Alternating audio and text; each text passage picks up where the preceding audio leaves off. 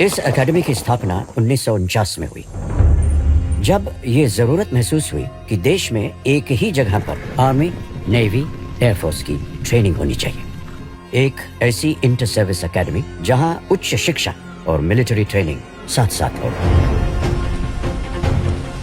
Second world war के बाद देश में इंटर सर्विस इंटीग्रेशन की ज़रूरत महसूस हुई और इसके लिए आवश्यकता थी एक जॉइंट ट्रेनिंग इंस्टीट्यूशन की, जहां तीनों सर्विसेज के कैडेट्स को ट्रेन किया जा सके इकट्ठा। इसके लिए एक ब्लूप्रिंट तैयार किया गया और जब तक इस पर चर्चा शुरू हुई तब तक भारत को आज़ादी मिली।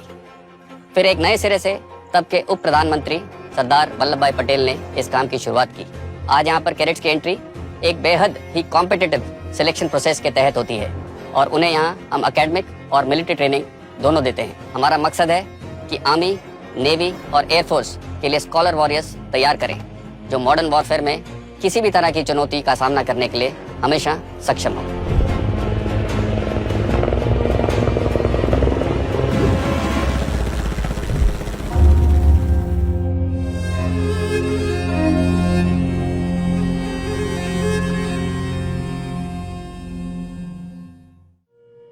यहाँ पहुंचने वाले कैडेट्स की उम्र महज 16.5 से 19.5 साल के बीच की होती है।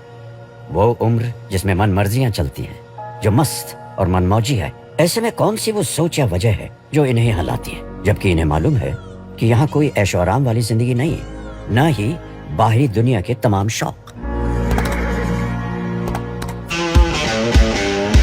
वजह चाहे जो भी हो, यहाँ तक पहुँचने की एक बात तो तय है, इनकी सोच अलग है। ये कुछ अलग करना चाहते हैं और कुछ तो बात है कि काफी मुश्किल एंट्रेंस एग्जाम को पास करके ये यहाँ पहुंचे हैं।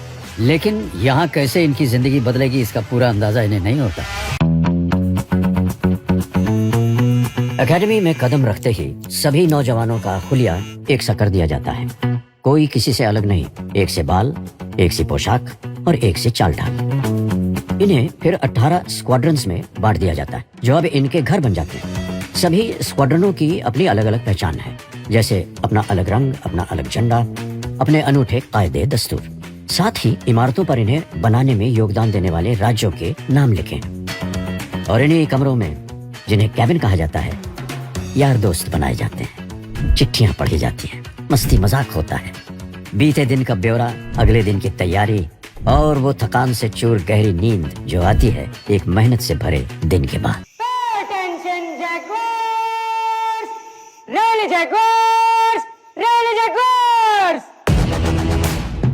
और यहाँ से शुरू होता है इनका एनडीए का सफर, जिसमें ट्रेनिंग की गाड़ी चलती है 4 पहियों पर। अनुशासन, समय की पाबंदी, कायदों का दायरा और ईमानदारी से सब सीखने पढ़ने की समझ। सर्विस स्पेसिफिक ट्रेनिंग के साथ साथ joint training, academics, physical training और लीडरशिप जैसे अहम पहलुओं पर भी तवज्जो दी जाती है ताकि प्रत्येक कैडेट को एक योग्य लीडर के रूप में निखारा जा सके। साथ ही उच्च शिक्षा के रूप में जवाहरलाल नेहरू यूनिवर्सिटी के सिलेबस के आधार पर बीए, बीएससी और बीटेक की मान्यता प्राप्त डिग्री भी दी जाती है। I believe that a cadet must be loyal, truthful, trustworthy, honest and forthright under all circumstances. I will not lie, cheat or steal, nor will I mislead or deceive anyone. I intend to faithfully live up this code and to continuously encourage my comrades to do so. इस honour code को अब हर तरह से इनके दिलो दिमाग में उतारने का समय शुरू होता है। एक ऐसी ट्रेनिंग की शुरुआत जो हर तरह से इनका इम्तिहान लेती है, इन्हें तोड़ती है, मरोड़ती है, पटकती है। लेकिन इन सब के बावजूद जब ये कैडेट खड़ा होता है तब इसका मुकाबला किसी और से नहीं बल्कि सिर्फ खुद से होता है। ट्रेनिंग यहाँ क्लासरूम या फिर ट्रेनिंग एरियाज में ही नहीं होती। उठते बैठते सोते जागते कैडेट्स पर रहती है कड़ी पकड़। कैसे? वैसे कि इंस्ट्रक्टर्स और ट्रेनर्स के साथ साथ सीनियर कैडेट्स भी जूनियर कैडेट्स को सिखाते हैं। यहाँ हल्की सी भी गलती की गुंजाइश नहीं है। यहाँ हर चीज कायदे से चलती है, फिर चाहे वो ड्रिल का अनुशासन हो या फिर कमरे में रखा सामान या एकेडमी में दिखने वाली साइकिलें, जिन्हें यहाँ बाइक कहा जाता है और जिनके अपने अलग नियम हैं। यहाँ बाइक 4-6 के स्क्वाड्स में ही चलती है, यानी जब तक 4 या 6 का स्क्वाड नहीं बनता आप इंतजार करिए या फिर बाइक लेकर पैदल दौड़िए। ये सारे कायदे इन्हें अनुशासन और फुर्ती के साथ साथ अपने टाइम टेबल पर रहना सिखाते हैं। यहाँ सब साथ साथ होता है, रहना, खाना, सोना, पढ़ना, ट्रेनिंग, यहाँ तक कि पनिशमेंट्स भी। पनिशमेंट्स को यहाँ करेक्टिव एक्शन कहा जाता है। यानी सजा नहीं बल्कि सीखने का मौका दिया जा रहा है। और तभी यहाँ के ये करेक्टिव एक्शन काफी मजेदार होते हैं। एकेडमी में आखिरी साल में इन्हें आर्मी, नेवी और एयरफोर्स की ट्रेनिंग अपने चुनाव के हिसाब से मिलती है। आर्मी कैडेट्स की ट्रेनिंग में शामिल है weapon training, map reading, field engineering और रेडियो टेलीफोनी। इन्हें लड़ाई के तमाम पैतरे भी यहाँ सिखाए जाते हैं। पेट्रोलिंग, कैमोफ्लेज और कंसीलमेंट, मतलब छुपकर दुश्मन की जानकारी कैसे जुटाई जाए, या फिर दुश्मन पर अटैक, गुत्थम गुत्था की लड़ाई, और साथ ही फायर एंड मूव ड्रिल की भी ट्रेनिंग दी जाती है।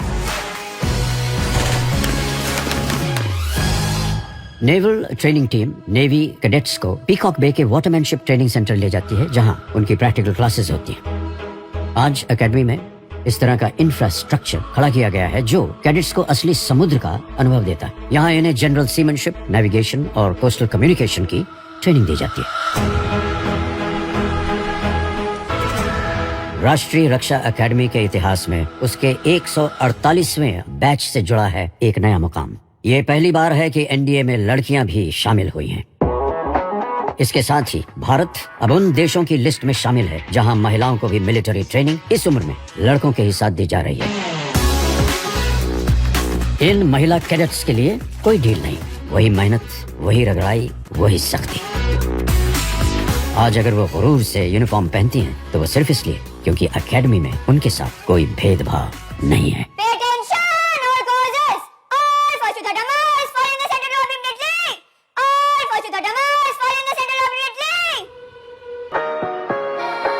एनडीए की खासियत यह भी है कि यहाँ शुरू से ही फ्रेंडली फॉरेन कंट्रीज यानी मित्र देशों के भी कैडेट्स ट्रेनिंग के लिए आते हैं और इनकी ट्रेनिंग में भी कोई कमी या बदलाव नहीं। ये एक बेहतरीन मौका है जब सभी कैडेट्स दूसरे देशों की संस्कृति और सभ्यता के साथ मिलिट्री सर्विस के बारे में भी जानकारी हासिल करते हैं, जो कि जॉइंट ऑपरेशंस के तालमेल में काम आता है।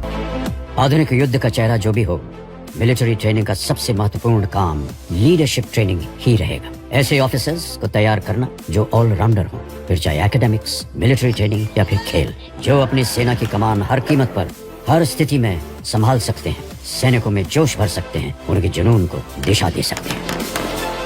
और यहाँ से निकले ऑफिसर्स ने अपनी एकेडमी के लिए बहुत नाम कमाया है। देश की हिफाजत के लिए इंडो चाइना वॉर 1962, पाकिस्तान से 1965, 1971 और फिर 1999 में कारगिल की लड़ाइयाँ लड़ी। पीस मिशन से लेकर anti terrorism, anti insurgency operations तक इन्होंने अपने प्रदर्शन से साबित किया कि ये दुनिया के बेहतर मिलिट्री ऑफिसर्स में शामिल है। भारत का सर्वोच्च वीरता पुरस्कार परमवीर चक्र पाने वाले एनडीए के ऑफिसर रहे captain Gurbachan Singh Salaria, second lieutenant Arun Khetarpal और कैप्टन मनोज कुमार पांडे। एनडीए ने फौज को कई chief of army staff, chief of naval staff और चीफ ऑफ एयर स्टाफ दिए हैं। यही नहीं, अंतरिक्ष में जाने वाले पहले भारतीय astronaut wing commander Rakesh Sharma भी एनडीए के कैडेट रह चुके हैं। ओलंपिक में पदक जीतने वाले और फिर सरकार में मंत्री पद संभालने वाले कर्नल राज्यवर्धन सिंह राठौड़ भी एनडीए से हैं। एनडीए में ट्रेनिंग हासिल करने वाले इंजीनियर्स हर तरह से देश के निर्माण में अपना योगदान दे रहे हैं। देशभक्ति की आज यही सही परिभाषा है जिसे ये स्कॉलर वॉरियर्स जीकर दिखाते हैं। और अब आते हैं कैडेट्स के एनडीए के इस सफर के अहम इम्तिहान पर, द आउटडोर कैंप।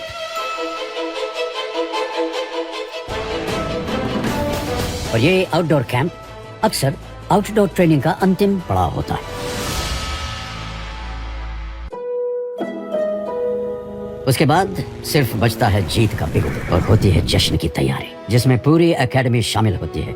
जब दूर दूर से कैडेट्स के परिवार यहाँ पहुँचते हैं, ये सभी परिवार शानदार पासिंग आउट परेड देखते हैं, जहाँ आखिरी बार कैडेट्स के तौर पर ये नौजवान मार्च पास्ट करते हैं। और इस अंतिम पग के उस बार शुरू होने वाले सफर को लेकर कोई शक या सवाल नहीं होता। अब ये कुछ भी कर सकते हैं। फिर जंग चाहे जिंदगी की हो या फिर फौज की, उसे जीतने का मादा रखते हैं।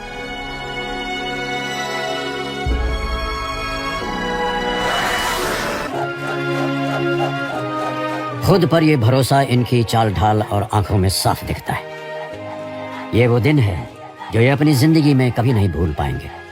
3 साल की इनकी कड़ी मेहनत, पढ़ाई और ट्रेनिंग के बाद यहाँ से वे आज सिर्फ एक डिग्री ही नहीं बल्कि जिंदगी जीने का नया अंदाज, गहरी दोस्ती, किस्से, कहानियां और अपने देश की तरक्की में शामिल होने का अवसर भी लेकर जा रहे हैं।